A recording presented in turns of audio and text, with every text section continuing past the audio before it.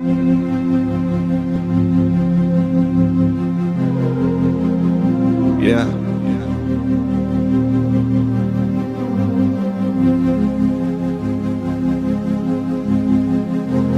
Oh, what?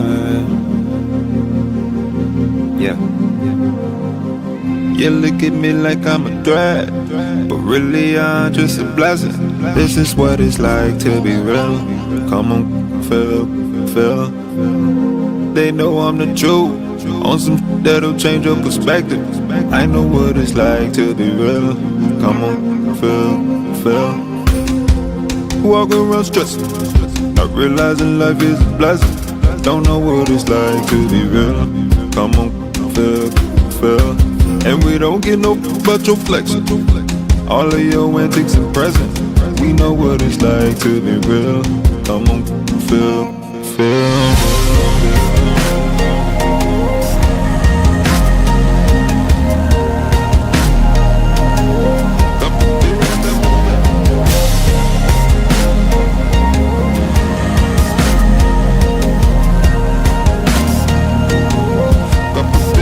I can see it in your eyes, yeah, it's codependence. When you spend your time, see you're lacking vision. When you compromise, got no independence. You see me living life and you get offended. Yeah, you get offended. But come on to the other side. I am the light so you cannot hide. Trying to fit in, got you dead inside. Tried to kill me but I cannot die, yeah. I'm alive and you cannot take it. I'm on the rise and this crown I'm taking. On the winning side and there's no mistaking. No, you cannot fake this. You look at me like I'm a threat, but really I'm just a blessing. This is what it's like to be real. Come on, feel. They know I'm the truth. On some that'll change your perspective. I know what it's like to be real. Come on, feel. Walk around stressing, not realizing life is a blessing. Don't know what it's like to be real. Come on, feel. And we don't get no but your flexing. All of your antics and presents. We know what it's like to be real. Come on, feel.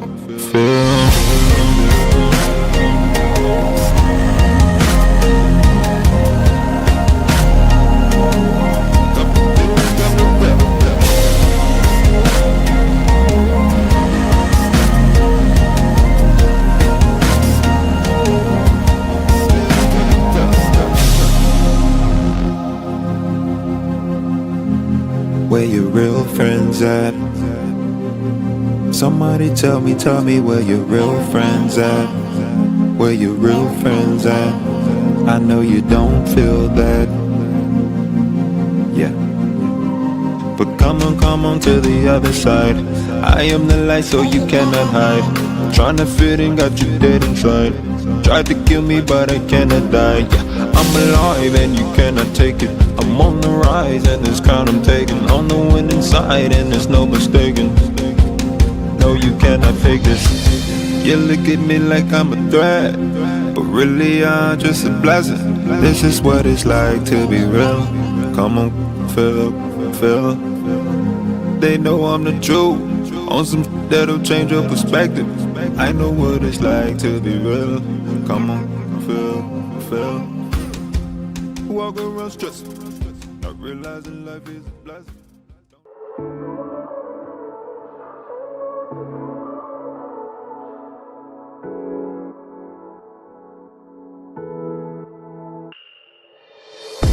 This is pain, this is youth. This is all the hush thoughts in your room. This is for the first time out with your crew. Getting f***ed up, find joy in the bruise. Eyes with the power to seduce. Hand me the aux, we could cruise. Some nights I feel like I got nothing to lose. Some nights I feel like I got nothing to lose.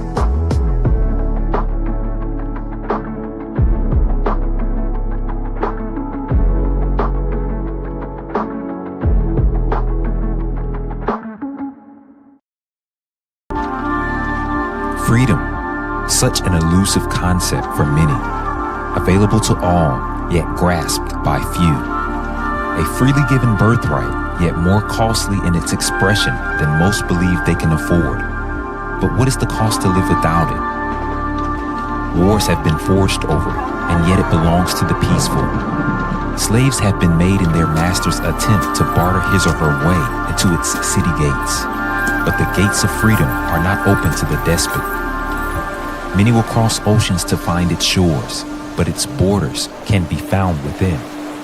Its name is heralded by all nations and tongues, though most never recognize its face in their lives.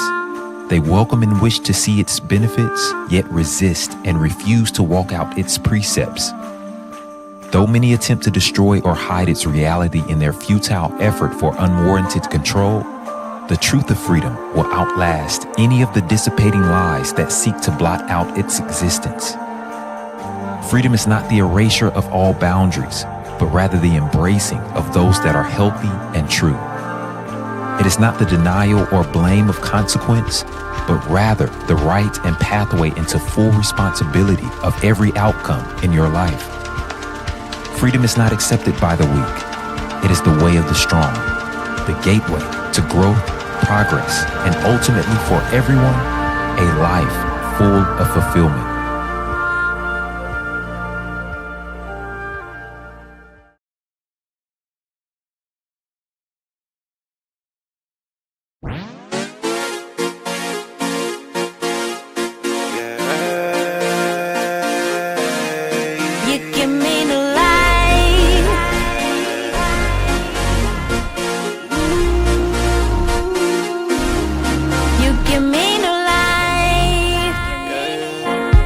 And I'm giving you what you're asking for. Future told no time for digging up the past, bruh. Talking about all the people that didn't last. And scarcity is time for using what you have. Just be grateful, the strong is always the last. Things are crooks who settle for weaker paths. People's choices are hardly the ones chosen. I'm stepping out of the grave, that's your omen. Yeah, yeah, flower child, in progression, warrior, feel my presence, sagacity, pressure, from dead broke, going affluent, underdog, made a past of it, on top of this shit, what's happening, born in darkness, came to life, within the masses, eternal life. You give me new life, you give me new life, you give me new life, you give me new life, oh, you give me new life.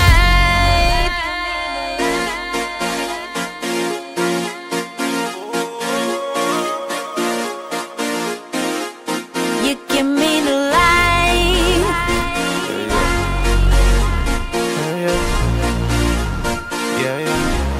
You give me new life.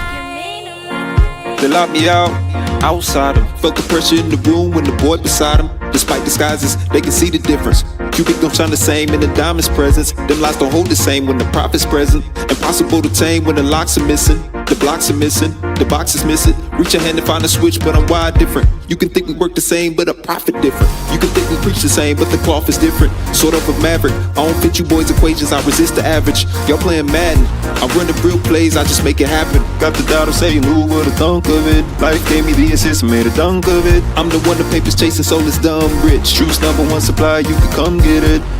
You give me new life. You give me new life. You give me new life. You give me new life. Oh, you give me new life. Hey, let's run it back. I think I got one more. You give me new life.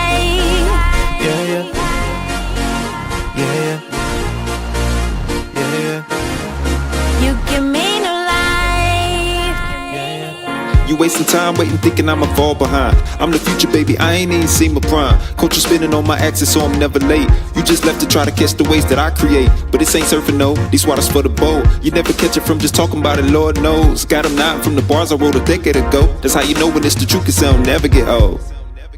And I know you getting tired of the lies when they catch you in the vulnerable times, then they're robbing you blind. I know they look like sheep in the eyes, but they're wolves in the mind. Take your innocence to hang you to dry. If you question anything that they try, or speak from a confident mind, and there's tears in your eyes, and it make you wanna go, and it make me wanna go on them, hang them from their feet. I just do it with my speech. You give me new life. You give me new life. You give me new life. You give me new life. Oh, you give me new life.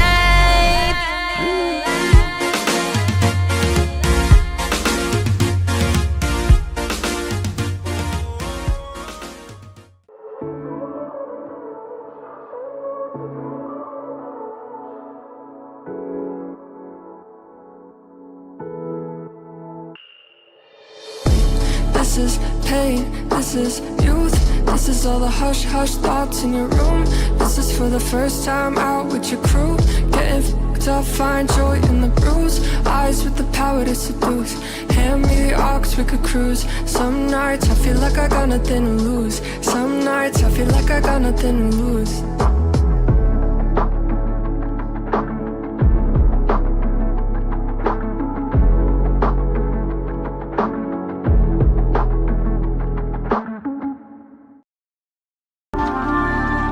Freedom, such an elusive concept for many, available to all, yet grasped by few. A freely given birthright, yet more costly in its expression than most believe they can afford. But what is the cost to live without it? Wars have been forged over it, and yet it belongs to the peaceful. Slaves have been made in their master's attempt to barter his or her way into its city gates. But the gates of freedom are not open to the despot. Many will cross oceans to find its shores, but its borders can be found within. Its name is heralded by all nations and tongues, though most never recognize its face in their lives. They welcome and wish to see its benefits, yet resist and refuse to walk out its precepts. Though many attempt to destroy or hide its reality in their futile effort for unwarranted control, the truth of freedom will outlast any of the dissipating lies that seek to blot out its existence. Freedom is not the erasure of all boundaries, but rather the embracing of those that are healthy and true. It is not the denial or blame of consequence, but rather the right and pathway into full responsibility of every outcome in your life. Freedom is not accepted by the weak. It is the way of the strong, the gateway to growth, progress, and ultimately for everyone, a life full of fulfillment.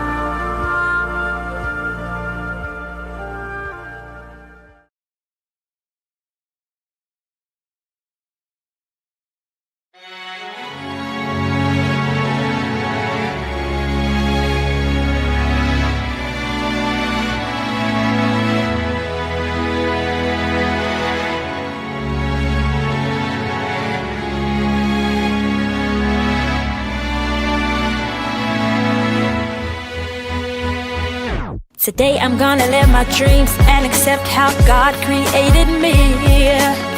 I won't let confusion, frustration, insecurity stop me.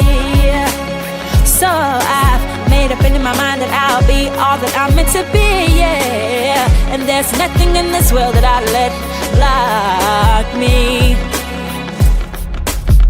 I gotta get what's mine, yeah, yeah.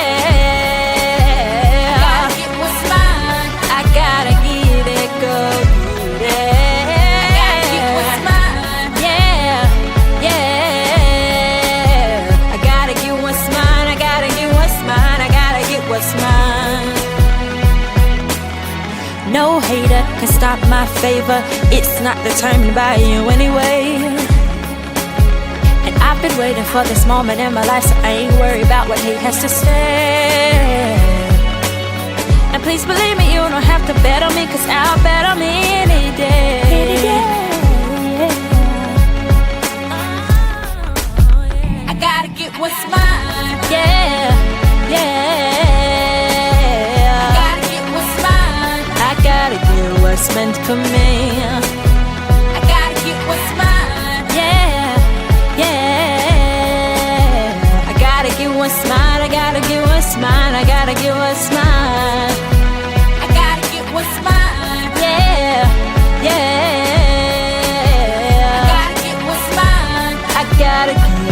go get it. I gotta get what's mine. Yeah, yeah.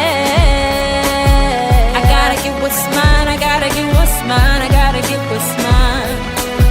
I gotta get what's mine. I gotta get what's mine. I gotta get what's mine. I gotta get what's mine. I gotta get what's mine. I gotta get what's mine. I'm giving it, I'm focused. I've got my mind right, it's same focus. Cause I never knew what I had until you came in, you worked it out. Said I'm strong and I'm moving on. I'm thankful cause you showed me that my deepest fear was not my failure, but that I'm powerful beyond measure. I thought who was I to be brilliant and change the world? I'm freeing all of my enemies to change the world. Yeah, I believe in this season that we'll rise above all our seasons, flying high for a lifetime. So y'all move over cause it's high time. Believe me, we going somewhere. The ground's fit good and we ain't staying here. Forget reminiscing and grieving, cause we exist for this reason, to bring back hope to our daughters, make more men of our brothers. This legacy to our fathers, that security to our mothers, to spread more light to the nations, pursue all peace with all patience, presenting God-like lifestyle. Y'all thought wrong, but it's right now. Donate millions to children, secure our future from billions. Culture shifting how you're living. Don't try to keep up, man, we different. We gon' live how we want to. Kids don't eat like they want to. Trillion dimensions through our buildings. Cooking up culture in our kitchen. Celebrating forever.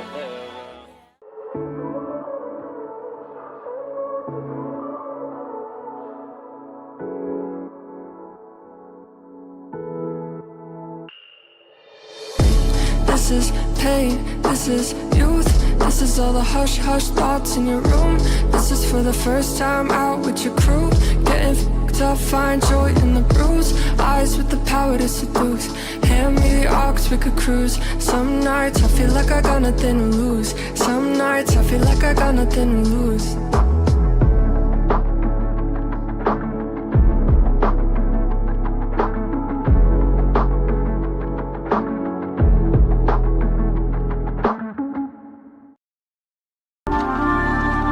Freedom, such an elusive concept for many, available to all, yet grasped by few. A freely given birthright, yet more costly in its expression than most believe they can afford. But what is the cost to live without it? Wars have been forged over it, and yet it belongs to the peaceful. Slaves have been made in their master's attempt to barter his or her way into its city gates. But the gates of freedom are not open to the despot. Many will cross oceans to find its shores, but its borders can be found within. Its name is heralded by all nations and tongues, though most never recognize its face in their lives. They welcome and wish to see its benefits, yet resist and refuse to walk out its precepts. Though many attempt to destroy or hide its reality in their futile effort for unwarranted control, the truth of freedom will outlast any of the dissipating lies that seek to blot out its existence. Freedom is not the erasure of all boundaries, but rather the embracing of those that are healthy and true. It is not the denial or blame of consequence, but rather the right and pathway into full responsibility of every outcome in your life. Freedom is not accepted by the weak. It is the way of the strong, the gateway to growth, progress, and ultimately for everyone, a life full of fulfillment.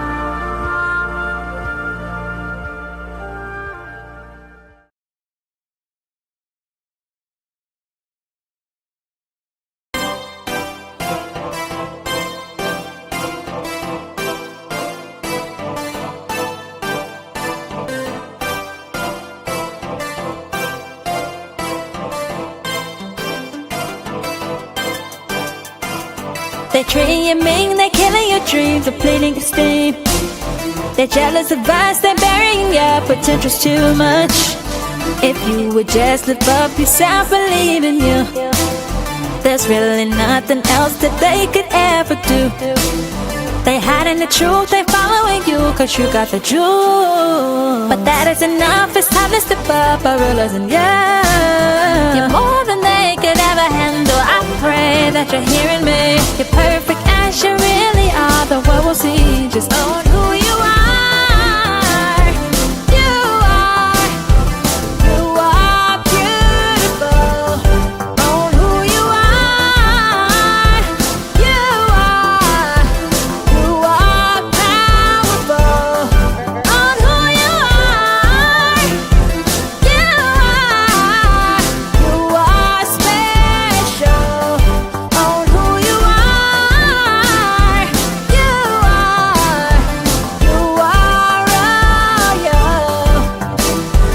Hourglass, all class, maybe wanna spend some time with you. Girl, you know what you mean to me. I believe you were made for me. Girl, you better use your own it. It's time to let the world know it. Cause what's a star to the world if it hides its light from the world below it? I done seen them competing with you, non-stop. You ain't wanna see them do it, steady measuring but never measuring up to it.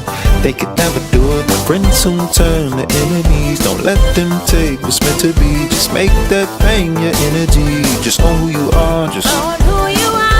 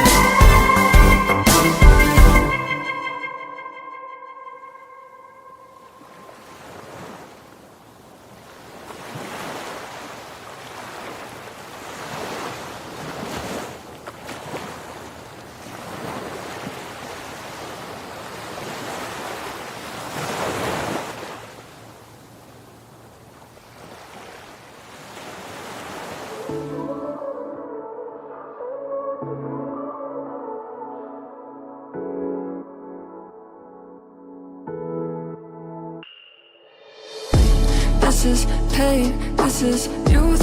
This is all the hush hush thoughts in your room. This is for the first time out with your crew.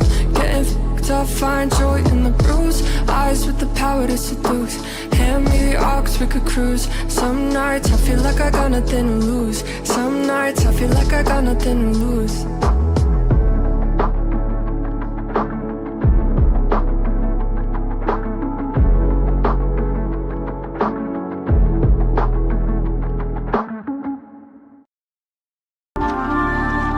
Freedom, such an elusive concept for many, available to all, yet grasped by few.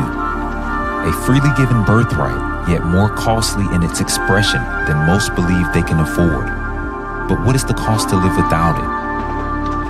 Wars have been forged over it, and yet it belongs to the peaceful. Slaves have been made in their master's attempt to barter his or her way into its city gates. But the gates of freedom are not open to the despot. Many will cross oceans to find its shores, but its borders can be found within. Its name is heralded by all nations and tongues, though most never recognize its face in their lives. They welcome and wish to see its benefits, yet resist and refuse to walk out its precepts. Though many attempt to destroy or hide its reality in their futile effort for unwarranted control, the truth of freedom will outlast any of the dissipating lies that seek to blot out its existence. Freedom is not the erasure of all boundaries, but rather the embracing of those that are healthy and true. It is not the denial or blame of consequence, but rather the right and pathway into full responsibility of every outcome in your life. Freedom is not accepted by the weak. It is the way of the strong, the gateway to growth, progress, and ultimately for everyone, a life full of fulfillment.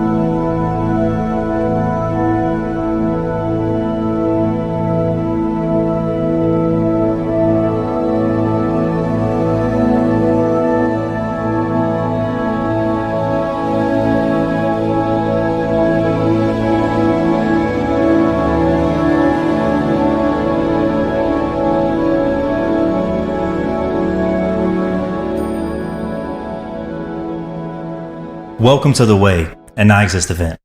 I want to say on behalf of everyone here that we're honored to have you join us for today's training and session. As a coaching and counsel company, we've been serving others since 2018, and we know that your growth, success, and fulfillment is vital, not only to yourself, but to everyone around you. And it's at the core of our heart and mission here that everyone possible be pressed and empowered to lead a life that is full of fulfillment. Thank you so much for accompanying us on this experience. We're looking forward to see how this will impact the many of you. Share this with your family and friends, all those that you love, to grant them the opportunity to partner with you as you become all that you are. Enjoy. All right. Thank y'all so much. Welcome to The Way. This is an Iexist event. We host 2 of these a month. If you did not know, for all of you online, if you don't know me, I'm Bryan Pharr. That's all I'll say for now. Trust me, you'll get to know me over the next few minutes as we're doing this recording. I appreciate y'all for joining us online. Obviously, those of you who are here in our recording space today, I appreciate y'all. And I don't know, I just want to get started straight into our teaching. So this is The Way. It's one of our experiences, one of our 2 experiences a month. We have The Way Business Edition, Business Leadership Edition. We've done this for a while now. And I think everybody that's been a part, that's joined us for it, has appreciated it. And but we've done it offline. So this is our bridging our content online. Hope you enjoy it. Definitely share this out. But this is not the business edition. This is actually the Way Spiritual Edition. And so I am a coach, but like you, like everyone on this planet, I have a spirit also, right? We are spiritual beings by nature, not by choice, even really. It's our nature because we all have spirits. So just like everything else, we also have to have spiritual health as a part of our daily practice so that we can be holistic in our approach to health and so that we can live fulfilled lives ultimately. You've already heard that Iexist is here to press and empower everyone possible to lead lives that are full of fulfillment. I call myself affectionately a fulfillment coach. And so that's what we're about. We're here to press and empower you toward a life that is full, to lead a life, actually, that is full of fulfillment. And so, again, thank you for joining us. And I just want to get really straight to the subject matter today.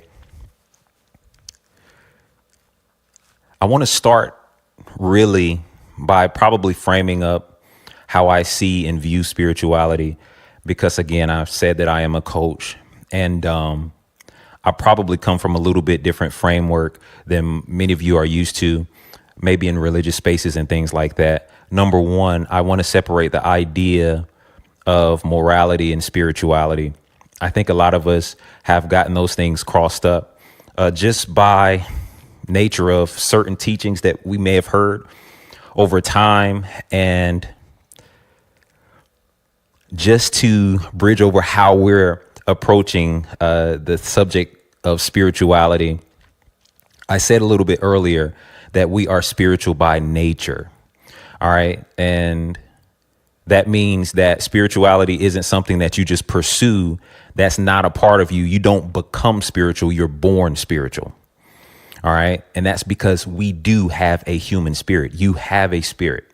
All right. So you are spiritual by nature, by your makeup in and of itself. Now, most people approach spirituality thinking that it's something that you build and grow, and end up teaching a bunch of moral principles under the guise of spirituality. The reason why that's a little bit incorrect is because morality is something that grows in an individual. All right. You don't start off just being moral. You have to be taught those things. So it's not a thing of your makeup. You're not necessarily moral because of your makeup. You're moral because of your maturity. All right. So as we mature over the years, anybody can become moral, but that does not make you a spiritual person. All right. So you're either moral by maturity, training, something like that. All right.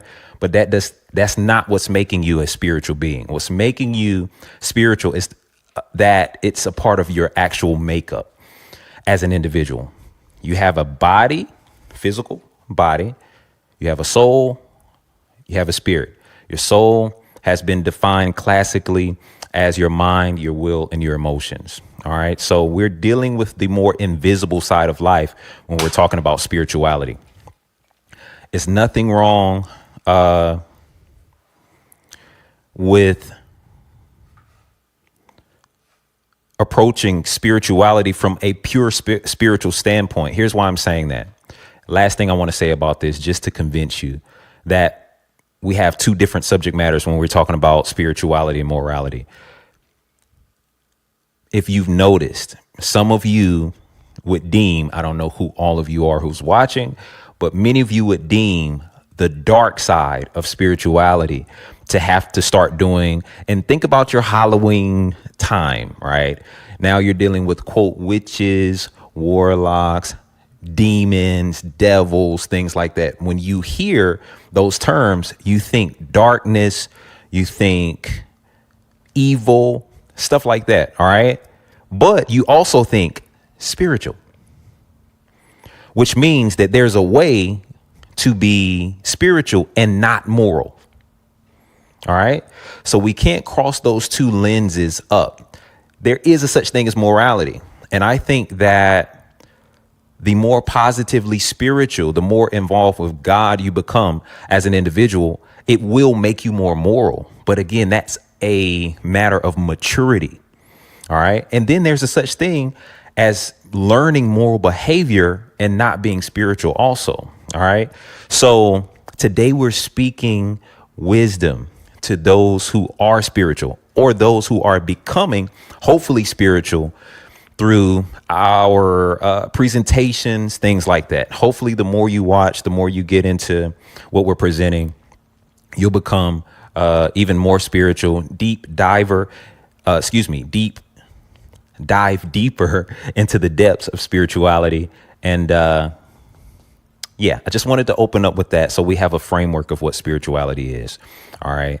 So I'm not going to be teaching a whole lot on the moral side. I think a lot of you get that all the time. I mean, since you were babes in school, the teachers told you not to slap your neighbor or cuss somebody out that's next to you because they decided to annoy you. Right. Or you may go to church or something like that and hear that you're not supposed to curse a person out in traffic. All right, cool. That's great. That doesn't necessarily take me into the depths of spirituality. So the more you hear me teach, you'll see what I'm saying. But I wanted to frame that up just to let you know that this will be a little bit different than what you're used to in terms of your spiritual teaching for many of you. But this will be very great. And like I said, it'll push you into the depths of your spirituality. So today, what we're going to be talking about, I want to talk to you very quickly about the power of an atmosphere. All right. So we're going to be talking about atmospheres. We're going to be talking about it from the framework of spirituality or from the base of spirituality. Actually, there's one more thing I will say about spirituality that you need to know. And this is not spirituality versus morality. This is spirituality versus religion. Number one, I'm a Bible believer. I'll be covering a lot of biblical context. Technically speaking, I wouldn't admit this a lot, but I'm Christian as a basis. Now, I wouldn't not admit that because I'm ashamed at all. That's not what I'm saying. But there's been so many people that have dug that word into the ground that it feels a little embarrassing sometimes. And I hate to say that, but I'm a very honest person. I told you, you'll get to know me real quick. Super honest. So I'm a Christ believer. That's way easier for me to say than a lot of times what is associated with people who have taken on a highly religious nature and used it to do a lot of bad things. All right. So this will be a religious versus spiritual context really quickly, or lens comparison. Here's the last thing you need to know. Religion will always have its roots, will always have its base in activity. Spirituality will have its base rooted in awareness. So the religious mind, the religious soul, makes their whole spiritual journey predicated upon their works, their ability to climb their way into heaven by their activity. The more I go to church, the more I do, quote, these moral things, then I am a spiritual person. That's a religious view. If you notice, and let me ask you something, everybody that's deemed to be super spiritual, maybe all of the people that are on the hierarchy list of spirituality, and I really can bridge this over to outside of whatever your preferred religion may be. If you notice, even biblically, everybody who's deemed to be highly spiritual, you'll see them doing things like meditating a lot. You'll see them sometimes, if they were a prophet or something like that, being outside of a system, right? Or to themselves, a little bit secluded. That's because, normally speaking, if you think about somebody who's normally deemed historically to be highly spiritual, they do a lot less talking, right? And I want you to think about this. That's not due to the fact that they don't have anything to say, but because they have their roots in awareness, not activity. They may not be the most running around and doing everything and the most, I don't want to say the most moral, but the most attempting to be moral type of people. What they're known for is their quietness, for the fact that they meditate, they spend time with God, things like that, because they realize that spirituality really has its roots in awareness, right? It's more than about activity. I'm not saying this is an excuse to be apathetic, to be lazy. If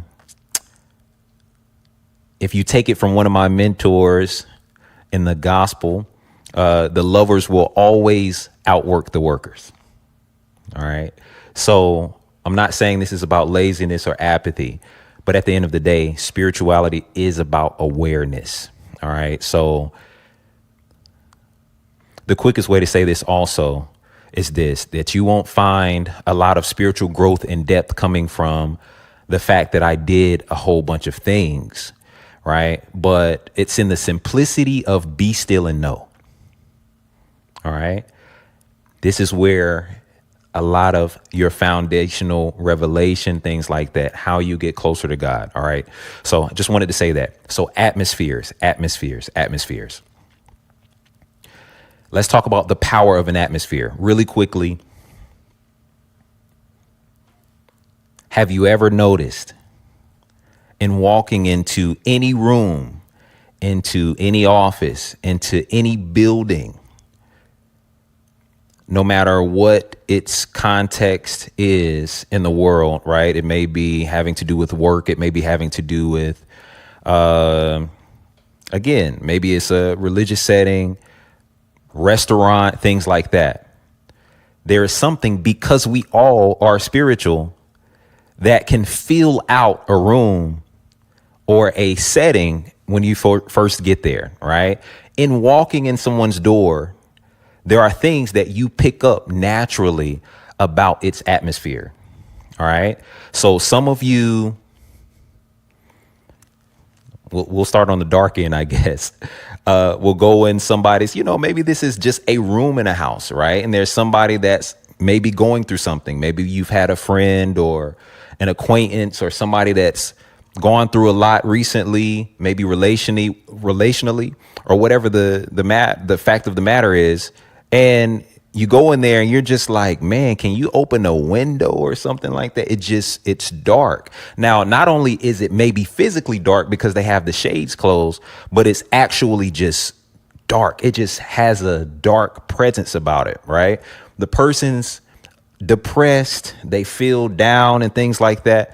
But these are things that you can actually start to pick up in the atmosphere that they've personally set. And that's why I said maybe you need to take this to their bedroom or something like that, because maybe this is a younger person in a house of people that may not feel the way they do. But even if it's in a house of a person that's going through divorce, maybe death in the family, if that gets to them too much, maybe from a trauma standpoint or whatever, it'll literally darken their atmosphere. And so you go in there and you maybe become the friend that's trying to cheer them up. But again, what are you saying to them? Hey, can you open up the blinds? Let's go outside. Let's get a walk in or something like that. It just feels dark in here, right? And so that's a basic principle. I had a grandmother. Obviously, there's two sides to the family. On one side of my family, the grandmother on this particular side of the family had the most peaceful house I've probably ever been in my entire life. Unexplainable how peaceful this house was. My wife can attest to this, that just sitting on the couch 5 minutes, you wake up 2 hours later with the best rest you've ever gotten in your life. Unexplainable. I don't know if I've slept that well to this day. There's moments I can pinpoint really good sleep, but over my grandmother's house, it was so peaceful. It just felt like angels were in the atmosphere or something, right? The best sleep I've ever had. And like I said, my wife can attest to it. We could both be sitting there and we both wake up an hour and a half later, like, what in the world is in this couch? You know what I mean? Because it was just so peaceful, right? So that's another example of a type of atmosphere that someone can have. We'll go a little bit more simple, but even if you think about a library, right? There's something about going into a library for most people that most people recognize. I need to be quiet. All right. It's something they're like, I don't know if this, the way the walls are made, obviously there's normally signs that go up, but because it's kept so quiet normally, even if I didn't see a sign, somebody that may approach the door very loud will turn around and just start being quiet. Oh, I need to bring it down, right? There is something about that atmosphere, not only just the rule set, but they've created an atmosphere that almost demands that you be quiet upon your arrival. Let's go one more. All right, let's go fancy restaurant for a second. All right. So if you've ever been to a really nice restaurant, you've ever been to a place that is considered upscale, luxury, things like that. If you've never been in those environments before, if you've never been trained for those environments, you go in there and you all of a sudden you just want to sit up. Nobody has to say anything to you. All right. Like, it's almost like you pick up your glass and your pinky just pops out, right? Because you saw it one time on some movie or something like that. It's somewhere in your subconscious, and your pinky just pops out when you're drinking your water, your glass of water, something like that. But it's something about the atmosphere that's causing you to adjust yourself to it. All right. So why am I saying all these things to you? Because there's power in an atmosphere. You don't really realize it. And why am I talking about this from a spiritual standpoint? Because, again, these are not things that you necessarily are being instructed on. These things you can feel when you walk into a particular place. These things you can sense. All right. Because it's almost like it's coded into the atmosphere.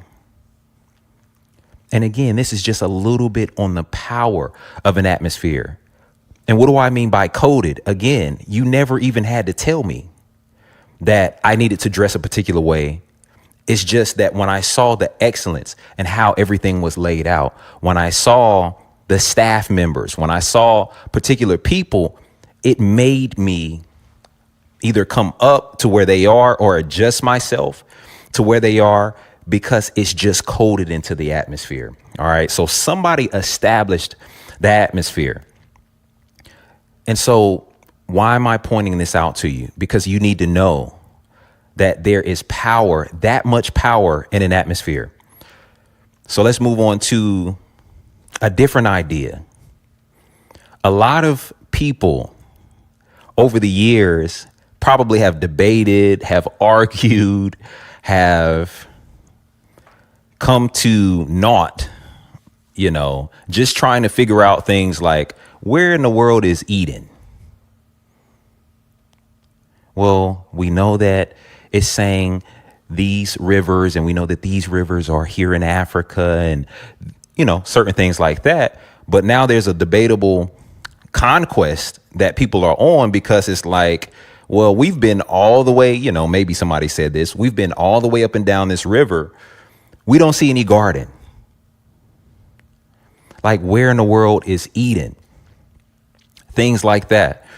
People debate heaven's not only existence, but location, right? Where is heaven? Because from what we can see, unless there's some type of veil that's blocking us from being able to see it, all we know is space. All we know is stars. All we know is, you know what I'm saying? We see the sky. We see certain things above us.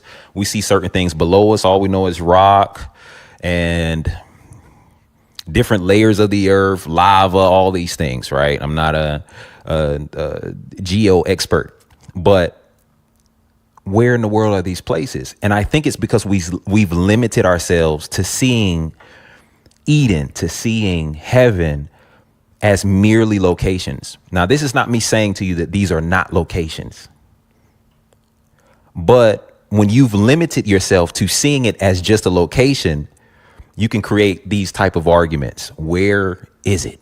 Right. So you're always looking for heaven, always looking for Eden, because I want to go to where it is. Right. But let me open you up. Let me expand you for a couple seconds. Maybe the problem has been that while limiting it to just a location, we have not realized that Eden, heaven, is an atmosphere. It's an experience. It's an atmosphere. All right.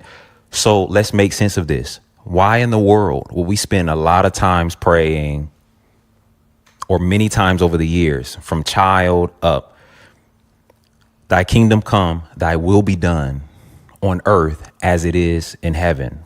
What am I really praying? Right? I'm not saying that the location of heaven, you have in Revelation these ideas of a new Jerusalem coming down. All right. So I'm not limited to the view that something physical can't be moved. All right. But when I'm praying that, am I actually praying that a location come to me, or am I praying that an atmosphere come to me? I'm praying that heaven's atmosphere be where I am. I hope I'm helping you. It's already so good to me. All right. Because heaven is not just a location. We don't want to limit it to that. It's an atmosphere. So in me praying that, what I start to realize is that heaven can be where I am, not because I'm moving the pearly gates, but I'm moving, I'm shifting, I'm holding, I am producing its atmosphere. And now I hope we see why over the years, just through looking at the lens of the power of an atmosphere, why so many people fight over land, why they fight over territory. What are they trying to get dominance of? Is it just the location, or are they trying to get dominance of an atmosphere? Are they trying to have space to create the atmosphere they want, whether it be something positive or whether it be something negative, right? When somebody wants to create a highly controlling atmosphere, a highly dominated atmosphere in which I am the head honcho and everybody's going to come under my command. If you don't do it, there's some terrible consequence or whatever. What is that person doing? It's not just the land that they're looking at, although it's valuable to have land and things like that. That person understands that the more territory I own, the more I can code in the atmosphere what I want to happen. All right. And so, again, this is maybe a little on the deep end, but I'm just trying to show you the power of an atmosphere.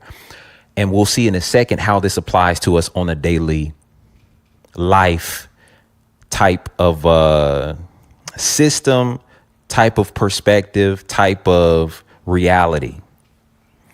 Here's what you need to know personally. You have a personal atmosphere. I'll tell you what people are calling it today. Aura. So there's like a few different names I was going to give this talk, right? One of them was atmospheres, and that's what we're calling it. The second one is aura. All right. You do have a personal atmosphere. And what I want you to start to think about through this teaching is, what am I hosting? What type of atmosphere do I have? Because we all have a personal atmosphere. We all have a personal, what I'm willing to call for this moment, aura. All right. People are coming in contact with an atmosphere when they come in contact with us. So let's go to really quickly, actually, a scripture. It's probably the only one I read. I'm avoiding reading a bunch of scriptures because if I start reading a bunch of scriptures, it's going to prolong this thing. And everyone in the room knows how long this will go if I start reading scriptures. So let me do Psalm 103 and 21 super quickly.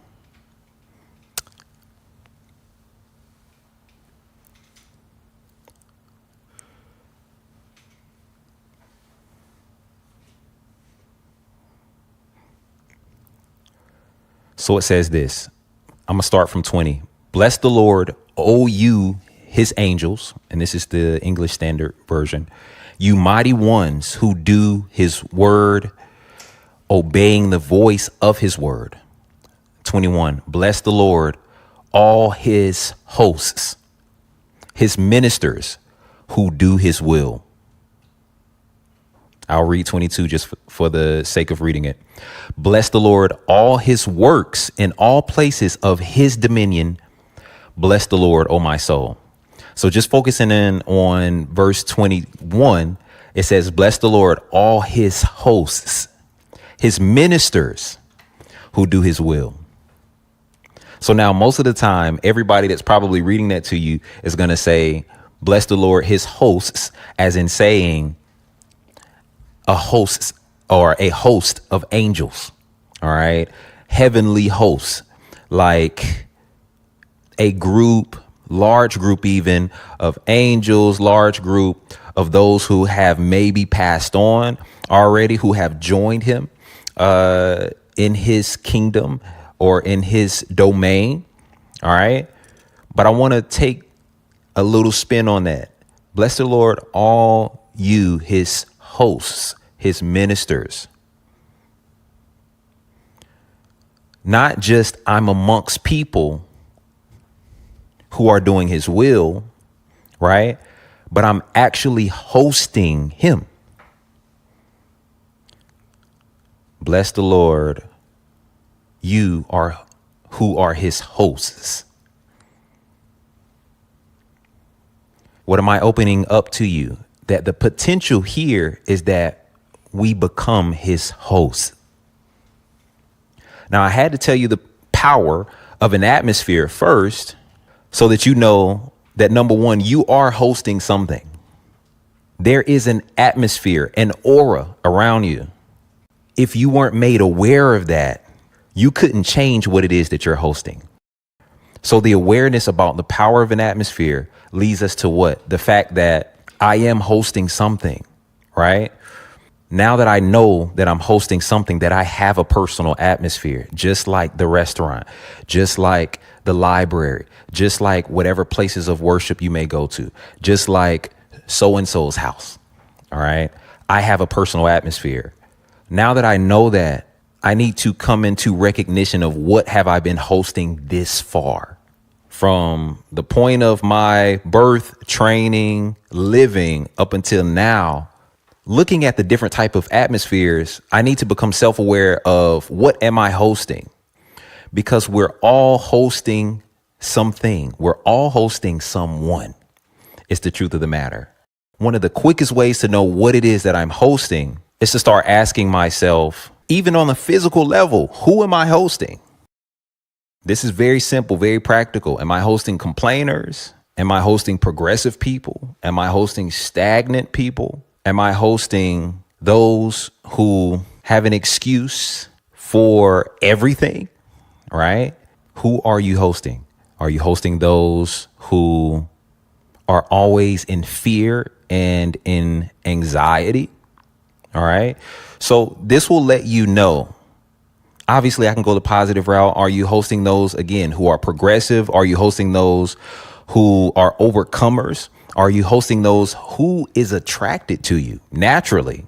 All right. So we're looking at this from a physical level, but even from a spiritual side of things, you actually know who and what you're hosting by who's physically drawn to you, to be very honest. All right. So it's high time, I think, for a lot of us, especially this year, at this portion of your life, maybe to start taking accountability, to start looking at who am I hosting? Now, there's a lot of ways and a lot of factors that contribute to who you can host as an individual or whatnot. But let's look at it from another lens and another level really quickly. What happens to people when they come in your atmosphere? Are they charged? Are they drained? Are people resisting being around you because they're like, what in the world have I gotten myself into? I can't take another, quote, complaint. I can't take another negative comment. I can't take another doomsday prophecy. All right. I can't take another offensive jab.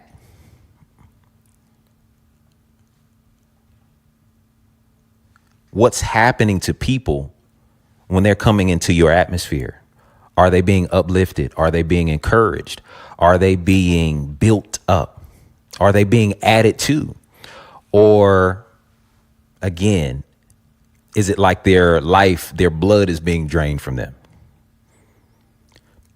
This lets you know, again, what and who you're hosting.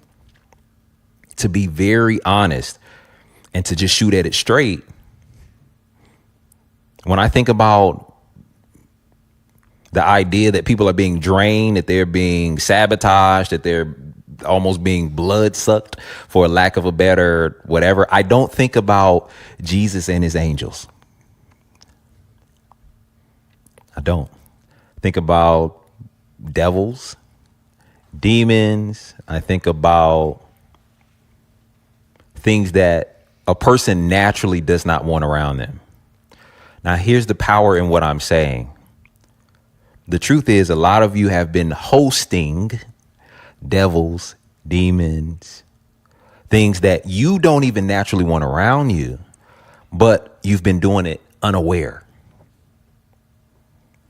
I have to look at the role of those entities and see how my personal atmosphere is affecting the people around me.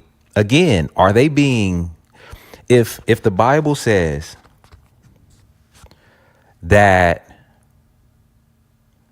the enemy himself is prowling around as a roaring lion, seeking whom he may devour, if you think about concepts like people who have come in contact with an enemy, or a thief comes to steal, kill, and destroy. if people's joy has been stolen, whether you're intentionally meaning to or not, right? Because we're not talking about your personal will at this point, right? But if people are being robbed of their joy, if their joy is being killed when they come around you, if they feel a little bit less like living when they come around you, then who are you hosting? All right. Because there's only a specific type of entity that can happen with. Right.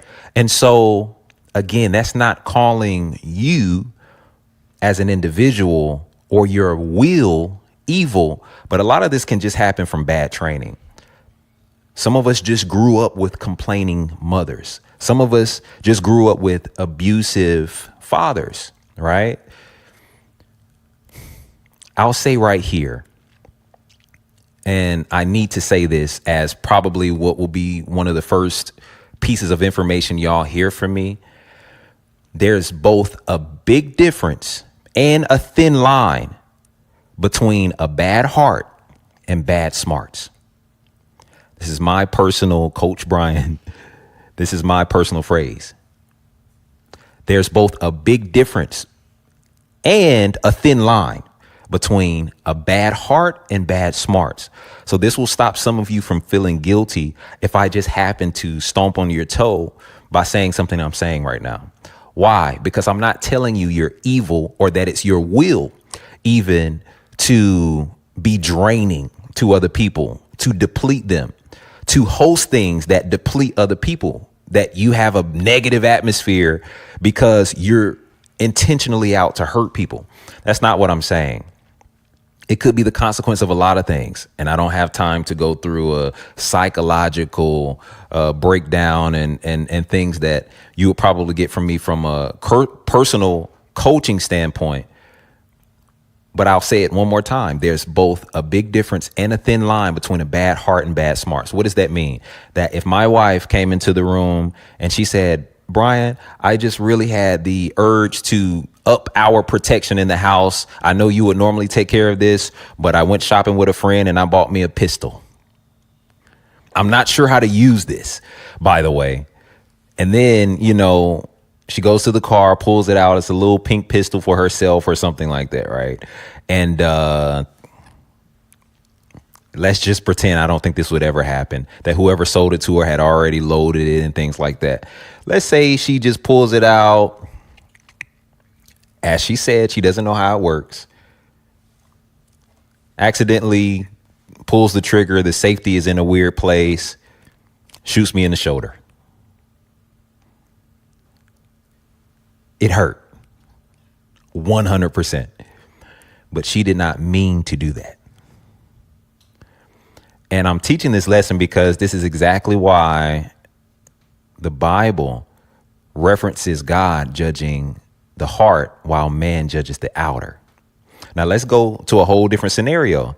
Let's say I just happen to have one of the craziest wives in the world, and she was highly controlling and things like that. And so I come home one day and I did not appropriately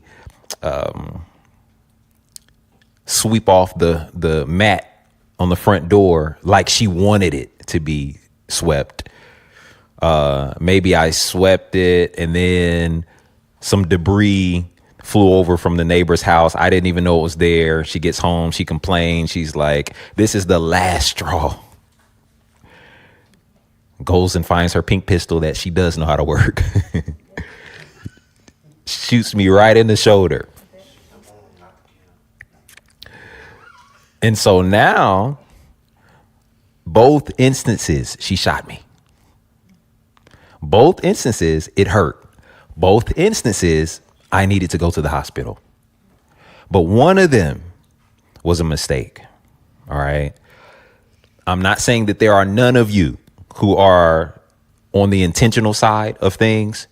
But if what I'm saying is hitting a vein, stepping on a toe or something like that, it's not always because You intentionally shot somebody. You intentionally meant to drain the life out of them when they came into your house. You're intentionally depressed. That's crazy, right? You're probably being attacked by an enemy.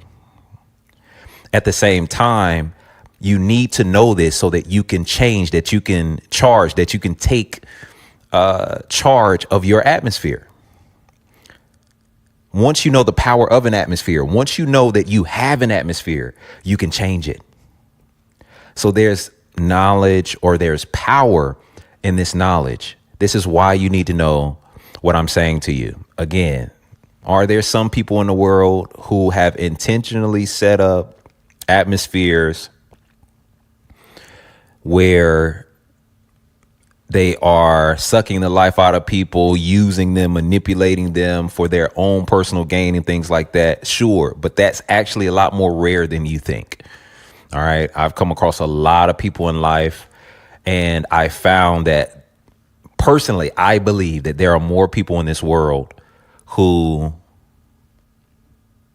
are victims of who are victims of bad smarts than there are people who are genuinely rooted in a bad heart by their own will and desire and their selling of their soul to Satan.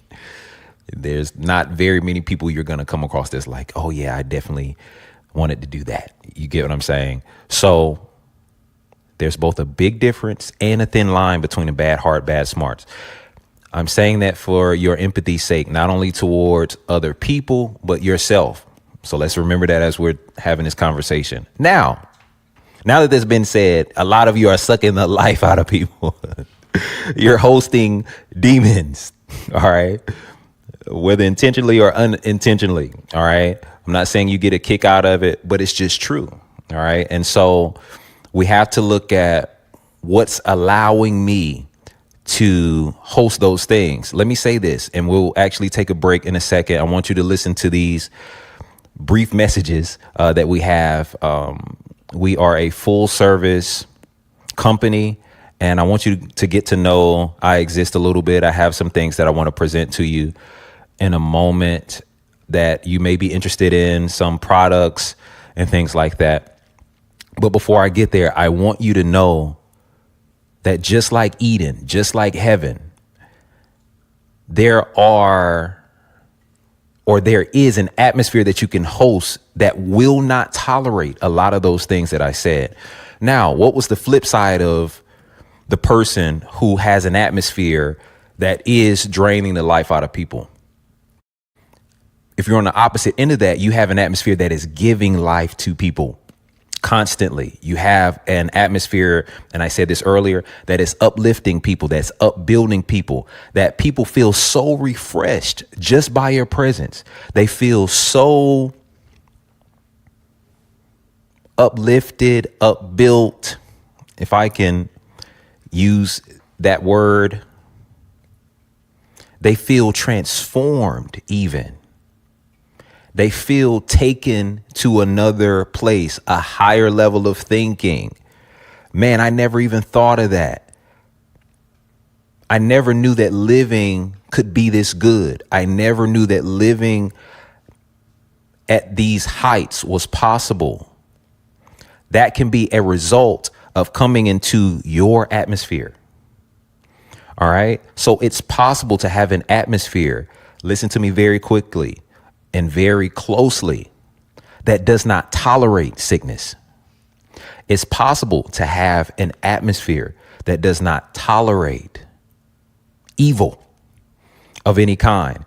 It's possible to have an atmosphere that does not tolerate dissension or disconnect, if that makes sense. Like, people have good relationships is what I'm saying. You're actually able to have good relationships, and it's uncommon, impossible even, to have infighting. I know you don't believe this, but it's very possible. Now, many of you who are already believers or who have faith of some type want to go to heaven one day, where you believe all of this is possible. You don't think you're going to go to heaven and fight Satan all the time, fight your neighbor, fight whatever, which means that you truly believe that what I'm saying is true. Now, we've already established that more than heaven being a location, it's an atmosphere. And that every time you pray, thy kingdom come, thy will be done on earth as it is in heaven, you're praying for a transfer in atmosphere, which means you don't have to wait to the pearly gates to experience those things, that you can host heaven, that you can curate, create an atmosphere or a heavenly atmosphere here on this planet, which also means that you can host, that you can curate, that you can bring an atmosphere that does not tolerate sickness, that does not tolerate poverty, that does not tolerate any state of not being well, mentally, physically, spiritually, whatever, that does not host demons that a demon couldn't stand. We have the power to host that. So you need to know this, not just because it's possible, but because I, even as a coach, want you to be people who I'll already affectionately call the Iexist Nation. Those who will come and connect with us and be along with us on this journey. I want you to be a people, whether you're connected to us or not, a person that can host heaven. And that would mean that you're hosting the type of atmosphere that would not tolerate evil on any degree. Here's how you know that. Last thing before we take this short message break. Here is a leadership principle. I know this is not the leadership edition, but this is the spiritual edition. But check this out. Leadership principle right here, 101. We were never intended to control people. Nowhere is it biblical, scriptural, spiritual that we become controllers of one another, right? That we become so domineering that we feel like it's necessary to manipulate, to make people feel so lower than you, because that's what you would have to do in order to do this. This is a lot of people's tactics, by the way, that I would need to dominate you in a way to completely control not only what you do, but how you see the world and all these things. That's never been a true leadership tactic, or really a long-term profitable one. All right. You might as well be a slave driver. I don't know why I'm giving this away. I don't know if I'm going to put this on the thing or not, because this is actually a high leadership principle. But what are you supposed to control? Atmospheres. I can prove it to you in one example. God himself will not control you. Why do you think there's a heaven? But there's a hell. God didn't control Adam and Eve. When they fell, what most of us would consider a fall, when they fell, they were not controlled. They were just excused from the atmosphere that would not tolerate their state of being, because this atmosphere has been curated for heaven. All right. So maybe I'm going a little bit into what we'll be talking about in a second, but please understand, you can have an atmosphere that will not tolerate sickness, that will not tolerate anything evil, any bad states of being. Actually, if you actually create, model, if you curate this atmosphere those who are introduced into it will go from poverty to wealth, will go from sickness to health. It will actually raise the consciousness, raise the being of the people around you, raise their spirituality, things like that. Please hear me. You can create an atmosphere that's so heaven-like. You can host heaven to the point that all of its manifestations will be a part of it, will be coded into it, and it will not tolerate a thing else. The devil will run from you. All right. So let's go to the break really quickly, and we'll be right back with the rest of this lesson. When we come back, I'm going to teach you exactly how to begin to host heaven from a spiritual standpoint, and your life will be forever shifted. All right. Thanks. Hey, if you're enjoying the masterclass thus far, I have a couple things that I'm willing to bet that you'll enjoy either just as much or even more. The first of those things is Wisdom for Days. It's my new book, and it is a compilation of 306 quotes that I've put together over years of experiences that are personal to me, that I know will help you out in your everyday life. Listen, it's just a great book. I highly recommend it to you. I want you to get it. You can get it at becomingallthatweare.com. Also, while you're there, pick up my book, A New Home. Go to the website. You can see all the details about it. It's a book that I've geared towards leaders that really will help you if you're feeling like you don't fit in life, as if you stand out in some type of way that you may not want to, but you just can't help it. This is all about how to get rid of your need to fit in and really stand out and be the person that you were created to be. The third thing that I want to tell you about is my podcast, Living the Dream. It is an Iexist podcast that I developed a few years ago that has tons and loads of great information, wisdom, insight. I gear it towards the people who need the reality of living the dream. I know that talking about the dream is one thing, but to live it is an entirely different thing. And if you want insight in what it's like to actually live a dream, that is the podcast for you. Go pick these things up. Go listen to these things. They'll continue to help you on your journey to progression, to freedom.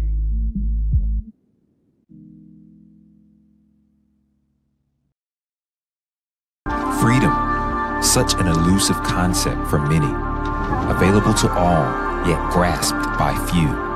A freely given birthright, yet more costly in its expression than most believe they can afford. But what is the cost to live without it? Wars have been forged over it, and yet it belongs to the peaceful. Slaves have been made in their master's attempt to barter his or her way into its city gates. But the gates of freedom are not open to the despot. Freedom is not accepted by the weak. It is the way of the strong, the gateway to growth, progress, and ultimately for everyone, a life full of fulfillment.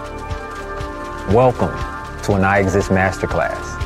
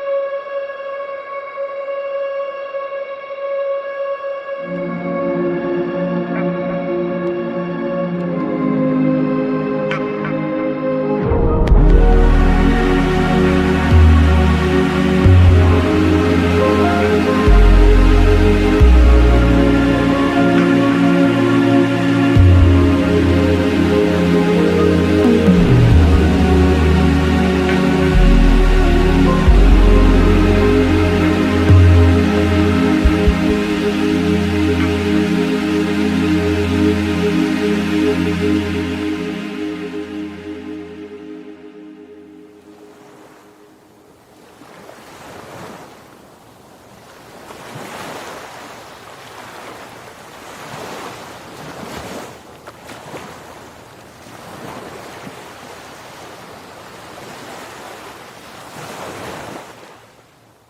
if you're enjoying the masterclass thus far, I have a couple things that I'm willing to bet that you'll enjoy either just as much or even more. The first of those things is Wisdom for Days. It's my new book, and it is a compilation of 306 quotes that I've put together over years of experiences that are personal to me, that I know will help you out in your everyday life. Listen, it's just a great book. I highly recommend it to you.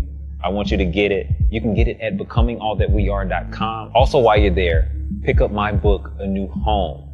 Go to the website. You can see all the details about it.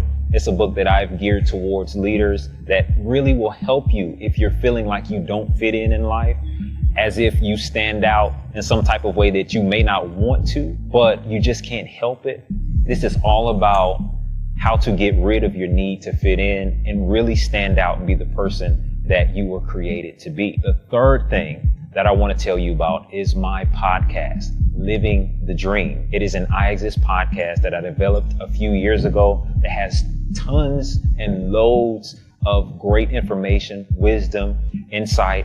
I gear it towards the people who need the reality of living the dream. I know that talking about the dream is one thing, but to live it is an entirely different thing. And if you want insight in what it's like to actually live a dream, that is the podcast for you. Go pick these things up. Go listen to these things. They'll continue to help you on your journey to progression, to freedom.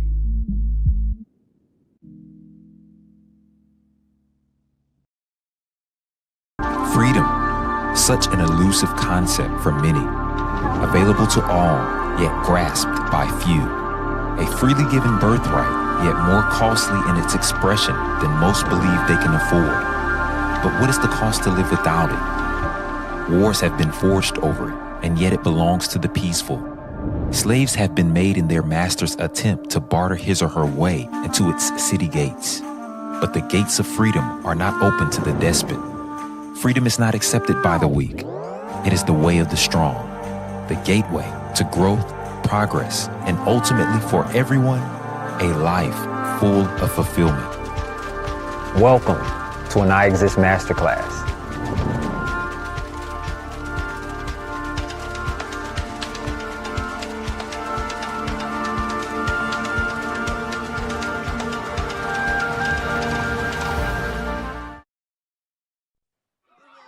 Frank Sinatra's song My Way, I Did It My Way, should be his theme song forever because he did it his way. He didn't wait for anybody to tell him how to do it. He did it his way. Why you worry about me? Why you worry about me? Worry about me is whatever I should. Yeah. You say there's really no way to win. You say the pressure's too much giving. You should just hold your breath, cause I say I'll do this my way. Can't understand why you're worried about me. Made up my mind that I would be free. So just keep that to yourself, cause I say I'll do this my way. Hold up, they like, B, why you all in this rap-ish? I'm starting to feel like you capping. I'm starting to feel like you acting. I'm starting to feel I'm being catfished through touchy subjects and ad-libs. Are you a preacher, man, or a lyricist? Cause I don't really know if this hat fits. I'm like, wow, that's how you feel. I guess I just keep it all to myself. Won't no opinions, I don't need your help. But since you asked, let me share this wealth. Pay attention. Thing is, I'm both full of wisdom, full of wealth, full of God, still a earth shell. Ain't into sorcery, but I break spells. Learn to bring heaven, cause I've been through hell. And to trust funds, but I don't trust well. I'm a businessman and I'm God's man. Got a nurse brand and I dress well. I'm a lamb dressed in wolf's clothes. I'm a lion dressed in a man's robe. Dealt a bad hand, but I don't ever fold. I'm a high priest with no church clothes. Look, no cap. So you really mad cause I don't do what you do? Man. Think I'm a fool cause I don't choose what you choose. Still living well while I break all the rules. Looks like you might have this whole thing confused. Y'all hypocrites are like 9 people, but when it come to hats, I can't wear a few. Stop playing. You say there's really no way to win. You say the pressure's too much giving. You said just hold your breath, cause I say I'll do this my way. Can't understand why you worried about me. Made up my mind that I would be free. So just keep that to yourself, cause I say I'll do this my way. Yeah, yeah. Say it's about what I say. It's about what I say. It's about what I. Yeah. Why you worry about me? Why you worry about me? It ain't about what you see. It's about what I see. It ain't about what you say. It's about what I say. It's about what I say. Why you worry about me? Why won't you let me be? Why you worry about me? It's about what I see. It ain't about what you say. It's about what I say. It's about what I say.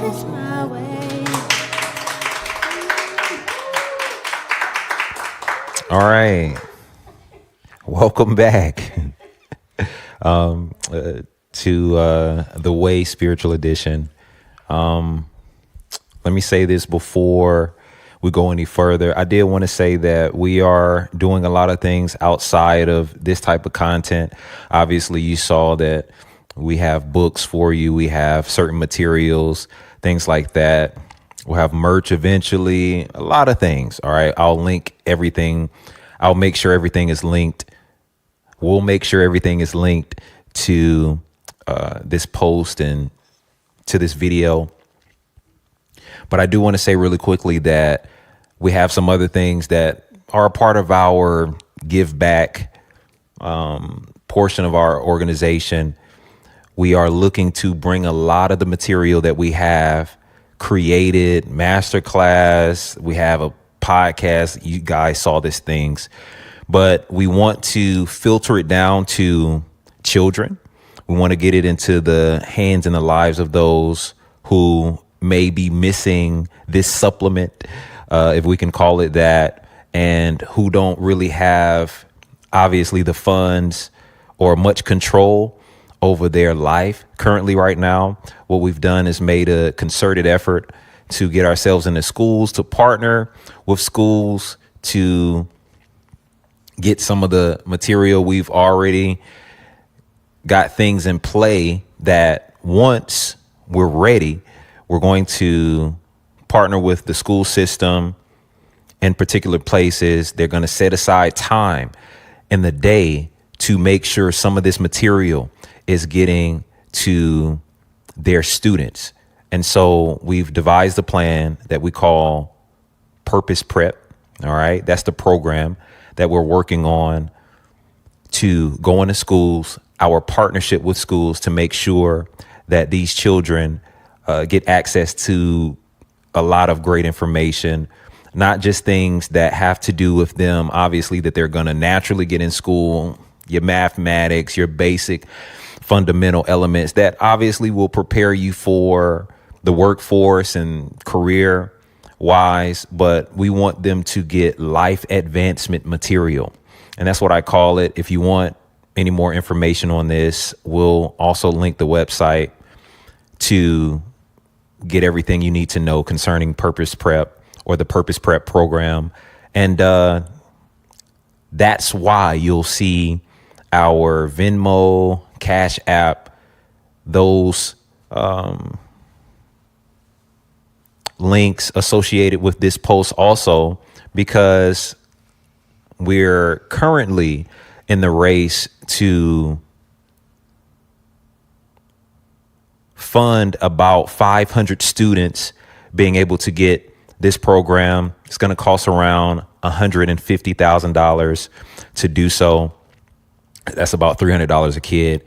The level of content, not just the content, but the level of materials we'll be passing on to them it's an excellent program. All right. And so we don't do anything half-heartedly around here.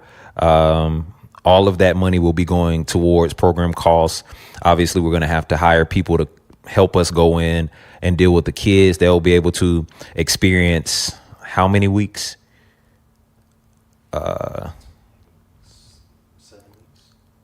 7 weeks per So 14 in total. I believe it's 14 weeks. That information will be on the website, or more of actual content. And they'll be able to have a graduation, things like that, a personal Iexist graduation. And so it'll be really fun. Again, the type of materials they'll have, the booklets, the packaging they'll have their own carrying cases and things like that. That's why it's a little bit, on the, maybe to some of you, expensive side for the program per each kid, but it's well worth it. That's what we're raising money for currently, among other things that will be a part of our giving effort. And hey, we want you to be a part. Paul says it this way: by giving into what we're doing, you are partakers of my grace, meaning that not only do you get the credit, but you're helping extend my personal grace, right? To be coaching, to lead, to bring people into fulfillment further to more people. And by being a person who is helping to extend it, you are actually partakers of the specific grace that I have as an individual, the grace that we have as a conglomerate, as a company. And so I want you to really think about that. You can be very prayerful about it, but whatever donation size you have, things like that, feel free to donate it. And I know you'll be blessed, but I don't even want to say it that way. You will feel the joy and the pleasure of giving itself. All right. And so thank you for that in advance. Now on to what we have for the rest of the class, for the rest of the training. Keys to becoming a host of heaven. This will be really quick. This will be really great. I also want to say this before I get started. For all of you who have questions, if you are live with us, there's always a Q&A for these trainings. And but obviously you don't have the opportunity to ask questions to me personally right now. But I want you to put all of your questions, obviously comments, things like that, but specifically, more specifically, your questions, any questions you have in the comment section or in the chat, if you're watching this as it's playing back live. And I want to pick out some of the best ones, some of the ones that pique my interest the most, and we'll answer them on the next broadcast. But yeah, make sure you do that. I really do want to answer some of your most pressing questions and things like that. So, keys to hosting heaven. Now, these things are going to be a little bit more practical probably than you think. They're going to be a little bit more, maybe easier than you think. Right? Like you're talking about hosting heaven, hosting God. What in the world would I need to do? Well, let me say this. First of all, this can't be a selfish effort. Anybody I want to host, I need to know what their desires are. I need to know what their wants, their likes, their dislikes, or anything. If you think about it this way, if you were to host somebody, maybe just to come in town, family members, things like that, that were maybe from another country, maybe people you've never met. Maybe I was born in America, they were born in Bolivia or something like that. Right. So I don't have the pleasure of growing up in the culture of Bolivia, but I want to host my family members that were born native to Bolivia. All right. So what do I need to do? I need to find out what their likes are, what their desires are, how they move as individuals, things like that. Because if I want to host them well, I will include in my hosting of them their desires, again, their needs, their wants. So Let's look at it from a food standpoint. Let's look at it from a schedule standpoint. If they're used to breakfast in the morning, I always skip breakfast or things like that. If they're used to afternoon walks, if I want to be a good host, either I'll adjust myself or make room for them to have their regularly schedule in their day. All right. So why am I saying this? If I want to host God, I may need to know what he likes. I may need to know what he desires. I may need to know, because when I'm saying hosting heaven, we're really saying hosting God in a nutshell. You know, I like how people, and I'm sorry, I just, I guess I am just this person. I was about to say I hate to be this person, but I don't hate to be this person. I love how a lot of us have come to the conclusion that I'd rather have Jesus than silver and gold and things like that. Now, that's not a problem for you to say, because I know the heart set that most people are saying that from. So I'm not demeaning you by saying this. But I always ask this question in reference to that ideology. If Jesus said to you, I'm king of all, I've made a way for you to spend eternity with me, eternal life. I am your eternal life. Now come spend eternity with me in constant torment, worms, the smell of sulfur just constantly in your nostrils, heat that's going to melt your skin constantly. And it's almost like you have more skin that can never be melted. All right. Like you're just tortured.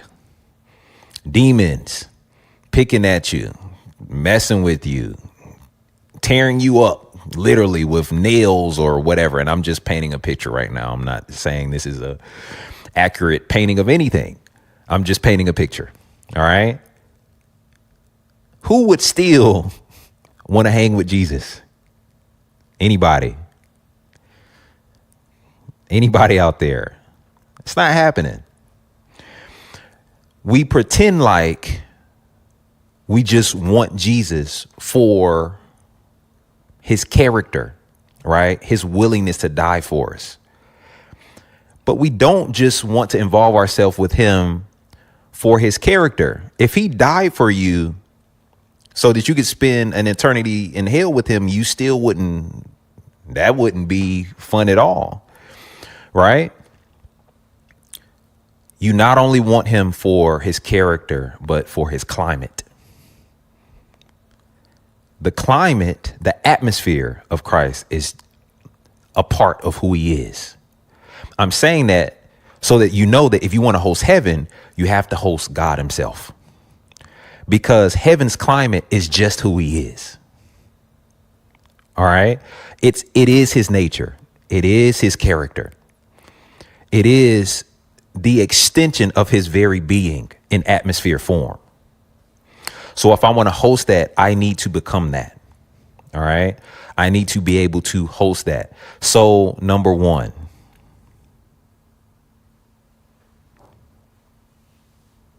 this is not something I work myself into. Here's a major secret. God is attracted to, I don't even know why I'm giving this stuff away. Man, God is first and foremost attracted to himself.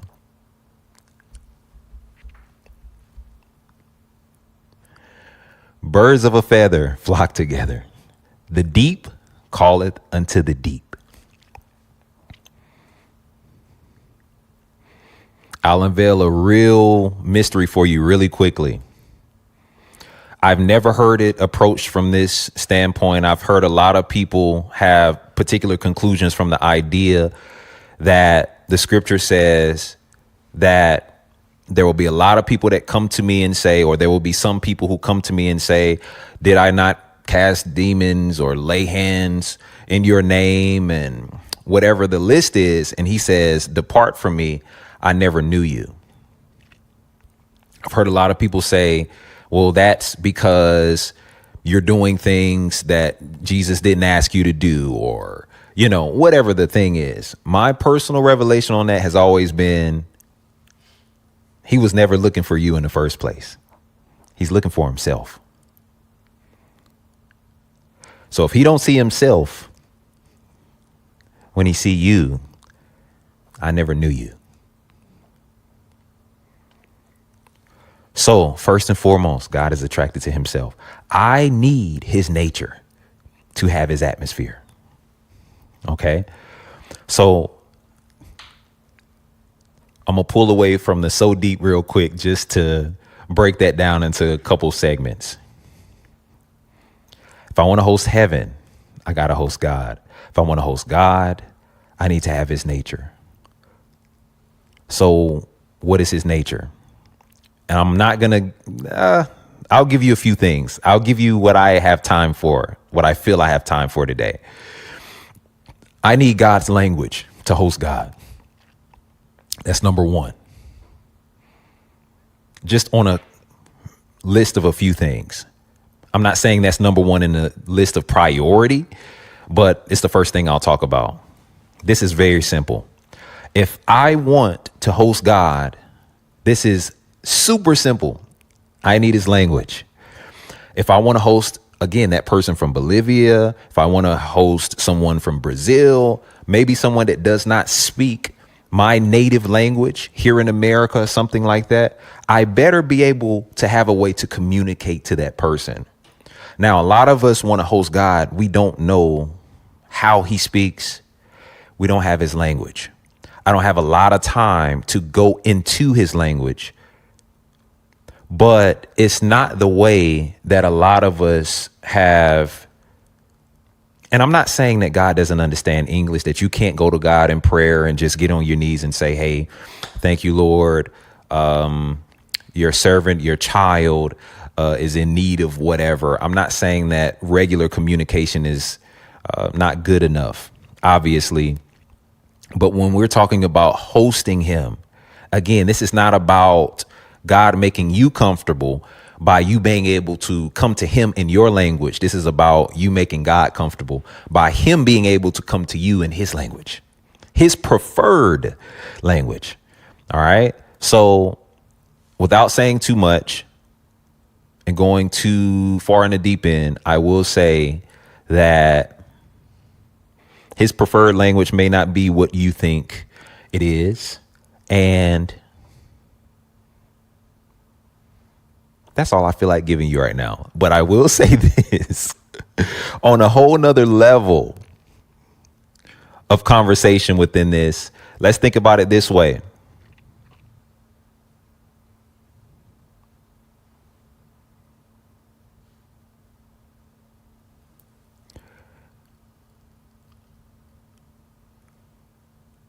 Positivity, negativity.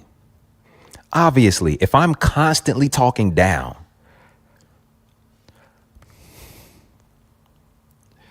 and again, let's go back to this idea of hosting God. Now, God created you. The Bible literally says you are fearfully and wonderfully made, which that means that's God's perception of you. If I'm constantly talking down, not just to others, but about myself. Oh, I'm so this stupid. Oh, I'm just a mistake, whatever. All of these words. How do we feel like God is going to take pleasure in our conversation, even concerning ourselves? This is how we kind of have to look at language. Let's look at it from a negative, positive standpoint. Who am I hosting? What am I capable of hosting with negative words versus positive words? And I hate to try to make it that simple, but you understand what I'm saying. And I'm not saying that being negative means I can't tell the truth. All right. I'm not telling you that if you stumped your foot and it hurts, I can't say my toe hurts. All right. That's not being negative. You're just being honest. All right. So there's a difference. Some people will take this principle too far and think that you have to almost lie to yourself about your current, like if your back hurts, you can't even say that anymore because I want to host heaven. You know what I'm saying? I'm not saying that, and we'll actually get to that point in 1 second. Maybe I'll give you 2 or 3 of these. All right. But your language matters. There's a lot of different levels. If this was the business and leadership class or training, we would talk about the types or the levels of language. All right. What does God want to even talk about? Is God solving things, or is he complaining about things? And this is more than just positive, negative. I'll give you, for instance, there's this whole idea that I've heard it this way, that the poor, or those who have a poverty mindset, talk about other people. Those who are rich talk constantly about money. Those who are wealthy talk about ideas. So again, this is a little bit of the business and leadership class seeping over. If I wanted to host the wealthy, what would I need to talk about? All right. So there's not just a positive, negative side to this. What does God want to talk about? All right. I would assume that he would be interested in the salvation of his children, or the redeeming of his children, or their knowledge of him, or their knowledge of themselves. All right. Because we're talking about levels of language now. I'm not telling you that it's bad to talk about something that was on the news, but who could I host if that was all that I ever talked about? So there's levels of conversation. What does God want to talk about? All right. There's levels. What viewpoint is he looking at life from? Now, God is always extending himself to us, but we're not talking about him being able to host us. We're talking about us being able to constantly host him. All right. Second thing, really quickly, we're talking about purity. Now, this is a little bit, I'll try to do this super quickly, but I always partner that word purity with authenticity. God wants the pure you, not the performance you. All right. Because you have to look at performance as and I hate to say this, right, because this will be another one of those bubble bursting things. I have to look at, if I'm trying to earn God with my performance, that's a form of manipulation. Just a little bit. All right. If I'm putting on airs to try to make you like me, to try to make you attend to me, to try to make you, I'm not presenting the pure version of myself. So the problem with the idea of purity for a lot of us is we get that mixed up with perfection or the perfect version. But the idea of come as you are should be tied to the idea that I'm able to present myself fully. That's why the Bible actually says about Adam and Eve in the beginning that they were naked and unashamed. There was a purity. It doesn't say that they were faultless, mistakeless. They were new humans. I'm sure that they made some type of mistakes at some point. All right. When I say mistakes, we're not talking about intentional sin, blah, blah, blah. All right. We're not taking ourselves down that road. I'm saying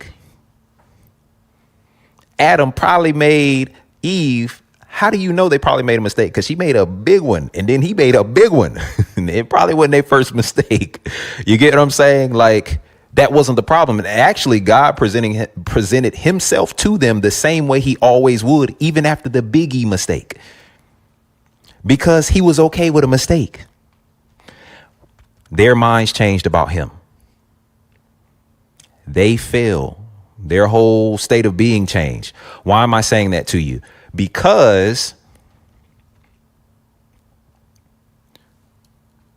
purity, their purity in that moment, their innocence, their authenticity was on full display.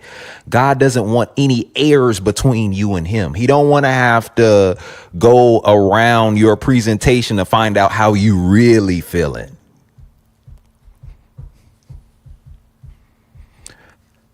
Imagine you trying to put on an air with somebody who already knows how you feeling anyway. You know what that's called? Being a liar. I know you don't want that harsh of a truth, but that's real. If I already know to the depths of your heart how you feel, and again, please go back with me. I'm not saying some of you learned how to do this. Bad parenting, bad leadership, whether parishioners, the pastors or something like that, political boss, whatever the situation is, right? Surrogate, whatever the situation is. I'm not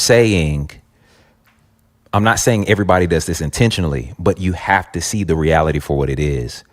If I know you heart out and you become a person who is putting on airs to try to impress me, to try to host me, when I know that you're hiding something because you think that's what's necessary to host me, at its base, it's called a lie. All right.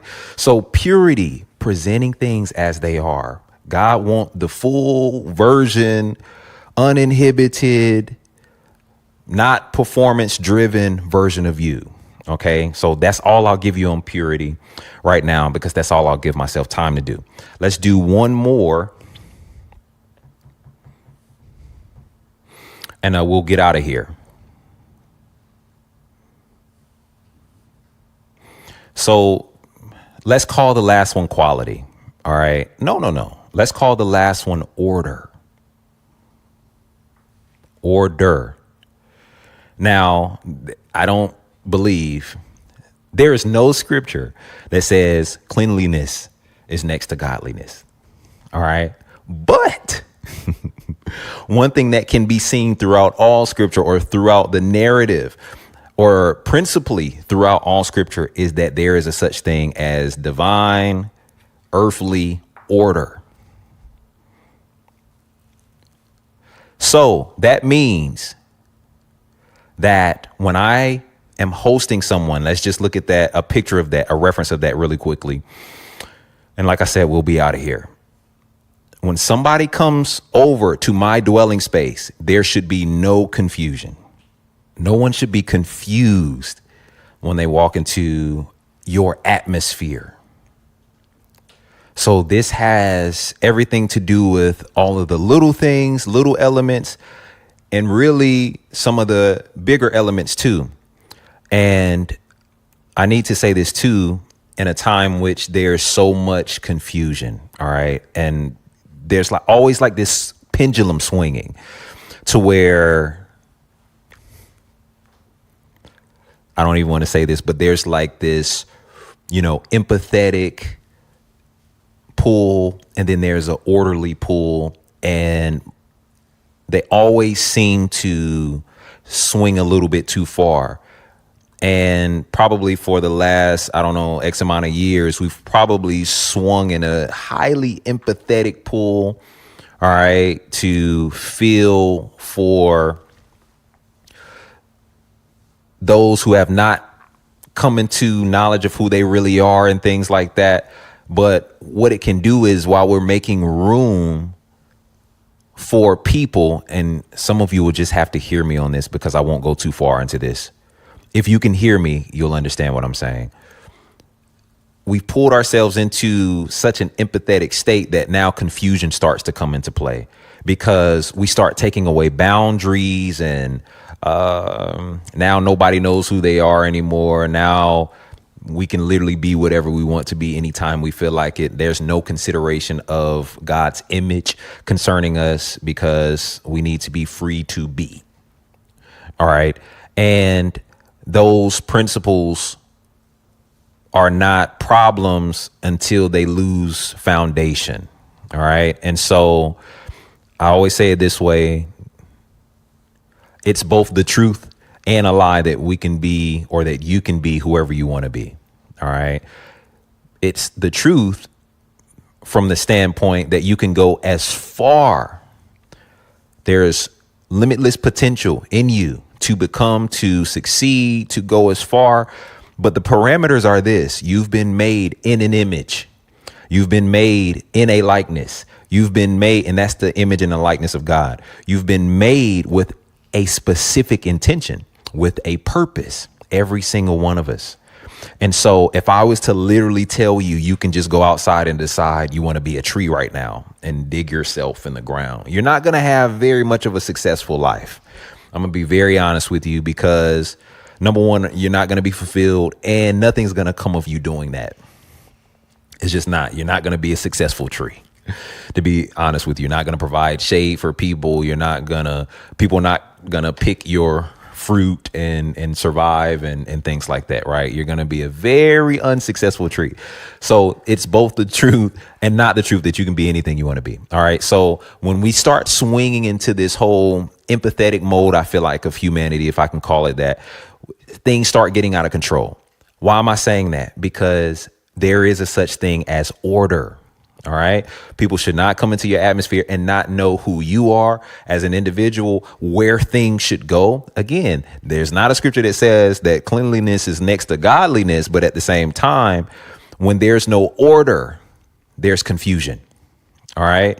And so me coming into your house, I should be able to, or you should be able to tell me exactly where the plates and cups are, where they go, if I need to put them up, things like that. That's just a sign of actual order. Where there's chaos, right? It's hard for God he doesn't dwell in chaos. There's always order concerning God. There's not like many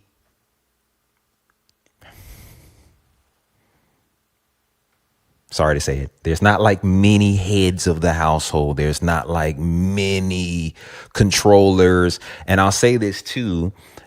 Listen, because of this, I'm saying, let's look at it from a parenting standpoint. When anybody gets to, I never dreamed of a day in which the orders become so off that now children are expected to come into the world and lead themselves. The children are informing the parent of who they are in a world they've never been in and only have been here for 2 minutes. A child is allowed to tell somebody who they are, or a parent who they are, when they don't know how to put on the right shoe with the right foot and the left shoe with the left foot.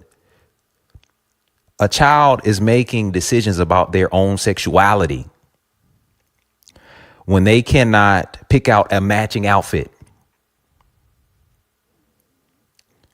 Doesn't make sense. What's wrong there? The order is off. Train up a child in the way that he should go. When he's older, he will not depart from it. There's a lot of ways to bring that into real world context. But at the base of that conversation is, I'm supposed to be, if I'm the adult, I'm supposed to be training the child. That's not abuse. That's order. And that also calls me into the responsibility to be able to train. It actually heightens my call. Well, I don't know how to do it. Learn how to do it, because you have the capacity to do it. That's the order that's been established. All right. And so this is what we have to do. So order, it's very simple. It's not a super hard concept, and I don't have time for anything else today. I'm sorry. Listen, go to the website, hire me as a personal coach. We can do 1-to-1. We can come to your business. You can partner with us in terms of bringing one of our programs or our masterclass. We have one right now called The Road to Freedom. We can bring that into your company for sustainability, for longevity with your employees, things like that, for leadership principles, for everyone to lead well and things like that. We'll link you to that. I just don't have time for all of that. All right. But order is highly important. Bible says it this way: God is not the author of confusion. And where there is no order, there's chaos. Where there's chaos, that's obviously a state of confusion. All right. So there should be no questions about where things go. Again, there's no scripture that says that cleanliness is next to godliness. But one thing that's highly clear, principally from the idea of scripture, is that there is a such thing as order. All right. And so when I order my life, when I prioritize the right things, when I have order in my personal life, actually your aura goes up. People are attracted to order.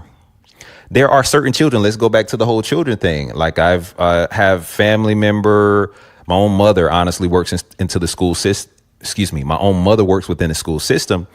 And one thing she's told me before, I think we had a conversation about this. I hope this was her. But there was a specific child that she was talking to me about that was being bad, for lack of a better term. Long story short, repeated offender over and over and over and over again. They found out after a while that the child was intentionally going to what's it called? Iexist, intentionally going, or yeah, detention. Intentionally going to detention because they wanted to feel discipline for the first time. They never got it at home. Parents weren't around or anything. And so the child was actually attracted to somebody telling them, sit down, shut up, get in that corner, whatever the situation is, right? Because if you think about what makes an atmosphere great, though it may seem harsh, specifically on those of us who are curating the order, right? If you're the one cleaning up before this whole thing started, myself and those who work along with me, Dane is another person, Kenny is another person. We're vacuuming, trying to make sure things are in place. You gotta not sweep, but get the dust off of things, dust things and things like that. You can look at that from an area of cleanliness, but it's an issue of order also. All right. And so when you want to host order, your life has to be in order too. All right. That's all I have time for today. There's a host of other things that I could say. Hopefully something enlightened you today. I want you to join us on the next broadcast whenever we release it. And I don't know how often. This one is free. This one's on us. All right. The Iexist Nation, you can join if you want constant content from us. There's so much. I mean, if you just take a listen to the podcast, there's so much I want to talk about. There's so many things that we'll cover within the Iexist Nation. Listen, become a part of the nation. Be the Iexist Nation. We're here not only to lead lives that are full of fulfillment, but we're here to be an answer to the world around us. It's high time that more of us involve ourselves in being an answer to the world around us. And I want you, if you want to be a part of that. And I don't know, so much more to come. Listen to these additional messages. And I don't know, we'll see you on the next round. Again, I'm Bryan Pharr. And it's my desire, I say this on the podcast all the time, that you would prosper. And until next time. We hope you enjoyed our experience. If you would like to gain access to more in-depth teachings such as this one, a host of other products and services, or the opportunity to partner with others who are becoming all that they are, join our exclusive membership community. Join the nation, the Iexist Nation. All the info you need can be found in the description of this video. Until next time.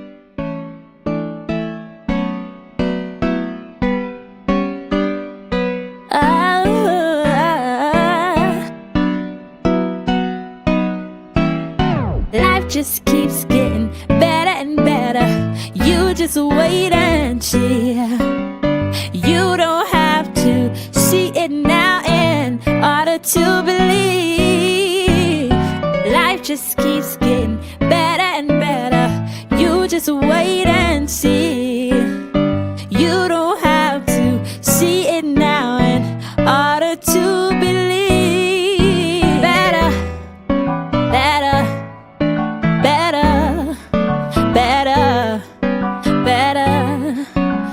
better, better. Ooh, better, better, better, better, better, better, better. Life just keeps getting better and better. You just wait and see. You don't have to see it now in order to believe. Life just keeps getting better and better. You just wait and see. You don't have to see it now in order to believe. Better, better, better, better, better, better, better. Oh, better, better, better, better, better, better, better, better. Life just keeps getting better and better. You just wait and see. You don't have to see it now in order to believe. Life just keeps getting better and better. You just wait and see. You don't have to see it now in order to believe. Better, better, better, better, better, better, better. Oh, better, better, better, better, better, better, better, better, better. Oh yeah, better, ooh, better, better. Yes it is. Better, it's alright. Better. Oh, better. It goes up from better. Believe it. Better. Alright. Better. Better. Alright. Better. Better. Oh, oh. Switch. One time, 'cause I got get up on my mind. One time, 'cause I got get up on my mind. One time, 'cause I got get up on my mind. I got get up on my mind. I got get up Oh on my yeah, oh mind. yeah. One time, 'cause I got get up on my mind. One time, 'cause I got get up on my mind. One time, 'cause I got get up on my mind. I got get up on my mind. I got get up on my mind. One time, 'cause I got get up on my mind. One time, 'cause I got get up on my mind. One time, 'cause I got get up on my mind. I got get up on my mind. I got get up on my mind. One time, 'cause I got get up on my mind. One time, 'cause I got get up on my mind. One time, 'cause I got get up on my mind. I got get up on my mind. I got get up on my mind.